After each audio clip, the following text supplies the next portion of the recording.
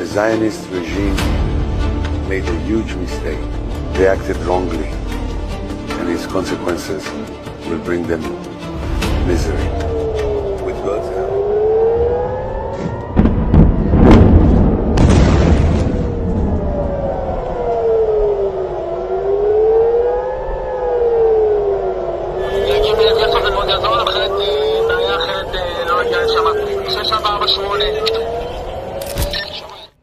Ketegangan antara Iran dan Israel semakin meningkat.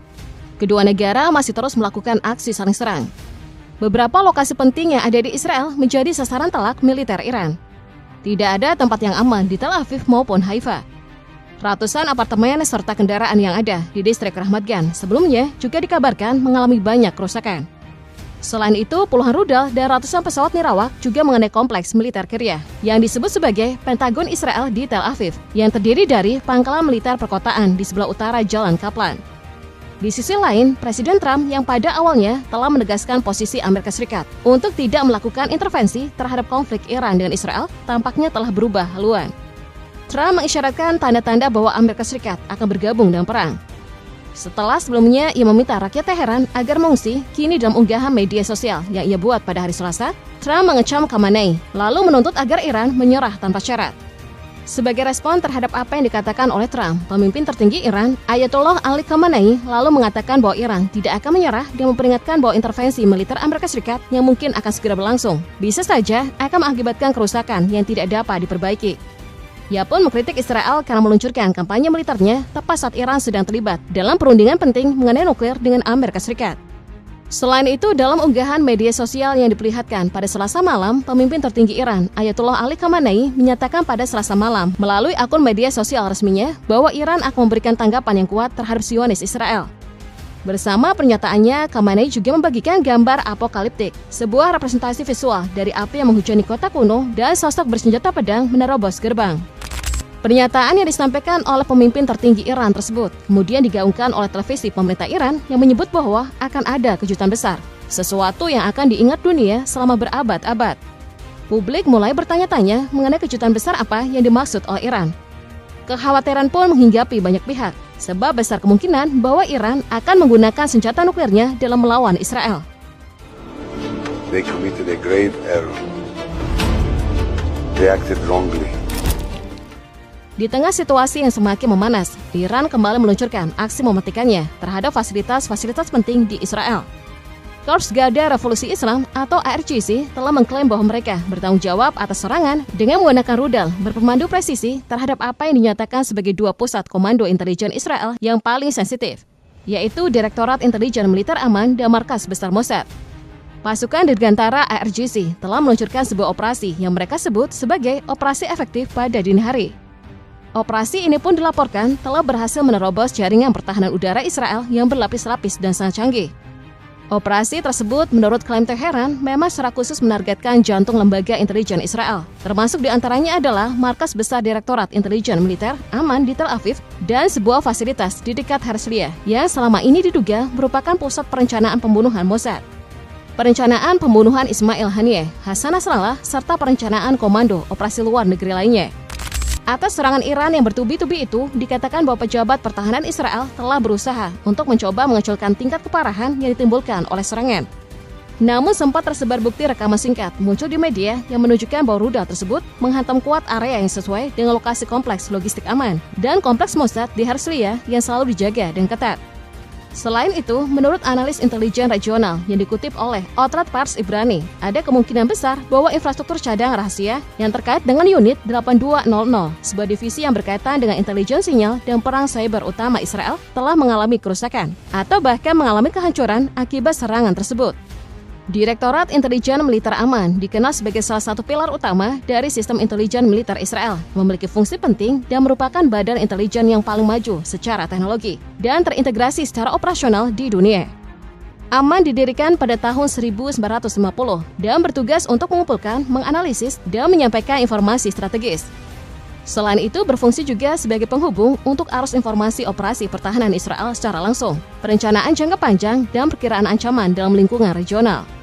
Dengan hancurnya fasilitas militer yang berpengaruh ini menandakan bahwa Iran telah sepenuhnya bersedia mengambil resiko besar terkait dengan serangan-serangannya terhadap target Israel dengan akurasi, jangkauan, dan maksud strategis yang meningkat.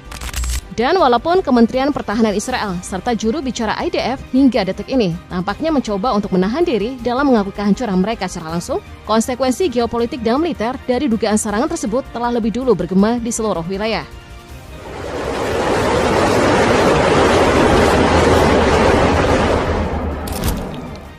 Baru-baru ini serangan dari puluhan rudal balistik yang ditembakkan dari Iran juga telah menyebabkan kerusakan pada kilang minyak utama yang terdapat di Haifa. Kilang minyak utama ini dikenal sebagai kilang minyak Basan yang telah lama menjadi incaran musuh-musuh Israel.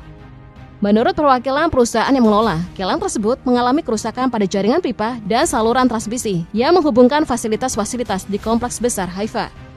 Menurut harian Israel Haaretz, 3 karyawan perusahaan tewas dalam serangan yang terjadi sebelum fajar itu, yang kemudian memicu kebakaran hebat di kompleks strategis tersebut. Kobaran api terlihat jelas dan tim pemadam kebakaran berjuang cukup lama untuk memadamkan api. Selama ini, fasilitas tersebut menjadi rumah bagi menara pendingin khas yang menjulang di atas Teluk Haifa yang padat penduduk. Karena perannya yang begitu penting, keberadaan fasilitas ini telah bertahun-tahun diancam akan diserang oleh musuh-musuh Israel. Pihak perusahaan menambahkan bahwa mereka tengah mengkaji dampak serangan rudal terhadap operasinya di kilang minyak terbesar di negara itu, serta kemungkinan konsekuensi finansial yang harus ditanggung ke depannya. Tidak jelas kapan fasilitas yang terkena dampak akan kembali beroperasi dengan maksimal. Di Rehovot, Institut Weizmann menyampaikan pada hari Minggu bahwa beberapa bangunan di kampusnya telah mengalami kerusakan yang cukup parah setelah terkena serangan rudal Iran. Kerusakan parah itu terdapat pada satu bangunan di area universitas akibat adanya kebakaran yang terus berkobar dan sulit dipadamkan hingga berlangsung beberapa jam setelah serangan. Menurut laporan dari The New York Times, salah satu bangunan yang rusak dikatakan berisi laboratorium.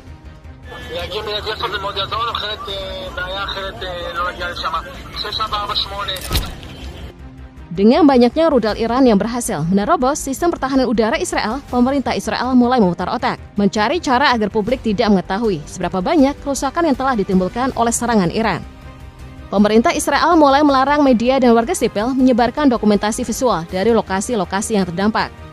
Dan bahkan mereka melarang stasiun televisi yang menyiarkan secara langsung mengenai serangan Iran terhadap Israel. Segera kebijakan kontroversial itu pun memicu spekulasi dari berbagai pihak bahwa serangan Iran mungkin jauh lebih menghancurkan daripada yang diumumkan secara resmi. Larangan keras terhadap media diumumkan oleh Menteri Keamanan Nasional sayap kanan radikal Itamar Ben-Gvir. Ia memberikan perintah terhadap polisi dan Badan Intelijen Dalam Negeri Shin Bet untuk memburu siapapun yang merekam atau membagikan berbagai informasi mengenai titik-titik mana saja yang berhasil dihantam rudal Iran. Ben-Gvir dalam keterangannya kepada Times of Israel menyampaikan bahwa siaran yang menunjukkan lokasi pasti pendaratan rudal di Israel akan membahayakan keamanan negara. Saya perkirakan siapapun yang melakukan ini akan diperlakukan sebagai orang yang membahayakan keamanan negara. Sejak dulu cara ini memang kerap dilakukan oleh Israel. Mereka sering melakukan langkah menutup informasi seketat mungkin demi menghindari pandangan publik tentang keberhasilan dari pihak-pihak yang menjadi lawan Israel. Namun walaupun Israel sedemikian waspada akan bocornya informasi penting, kerusakan-kerusakan di wilayah penting negara itu telah lebih dulu tersebar. Dengan adanya gelombang serangan Iran yang semakin tinggi, ancaman pemimpinnya yang mengindikasikan Iran tidak akan tunduk dan terus menyerang, tampaknya Israel tengah berada di tengah-tengah yang tak bisa lagi mereka atasi akibat ulah mereka sendiri. Kini Israel memerlukan bantuan dari Amerika Serikat, sementara Presiden Trump belum memberikan tanda pasti akan menyalurkan bantuan militernya. Karena itu keputusan yang sulit dan akan sangat berpengaruh.